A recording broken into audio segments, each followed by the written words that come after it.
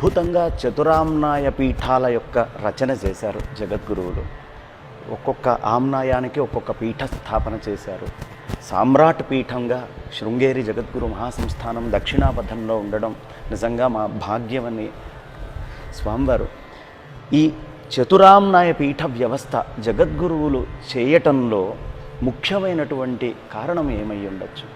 ధర్మ ప్రచారమే ఇక్కడ కారణం.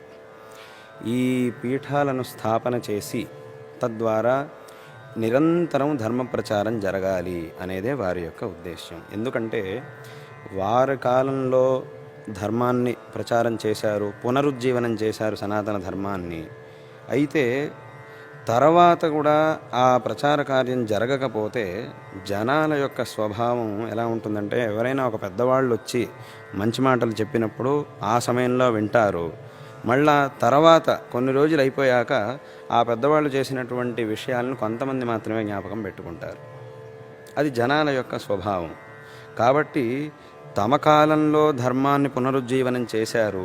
వారి యొక్క అవతారం పూర్తయిపోయాక మళ్ళీ ఆ ధర్మానికి ఇటువంటి చ్యుతి ఏర్పడవచ్చు అని భావించి అటువంటి చ్యుతి రాకుండా ఉండడం కోసం నిరంతరం ధర్మ ప్రచారం కావాలి అనే ఉద్దేశంతో అపూర్వమైనటువంటి ఈ గురు శిష్య పరంపరను, ఈ చతురామ్నాయ పీఠాలను స్థాపన చేసి, అంతకుముందు అప్పటి వరకు ఎవ్వరూ కూడా ఇలాంటి ఆలోచన చేయలేదు. శంకరాచార్యుల వారి కంటే ముందు 4 పీఠాలను స్థాపన చేసి ఆ ఒక్కొక్క పీఠానికి ఆయా ప్రదేశాలను నియమించి ఆ ప్రదేశాల్లో ఈ పీఠాలను అధిష్ఠించే వాళ్ళు ధర్మ ప్రచారం చెయ్యాలి అని ఇటువంటి ఒక గొప్ప నియమావళిని వేసి ఈ రకంగా చతురామ్నాయ పీఠాలను స్థాపన చేసిన వారు వేరే ఎవరూ లేరు.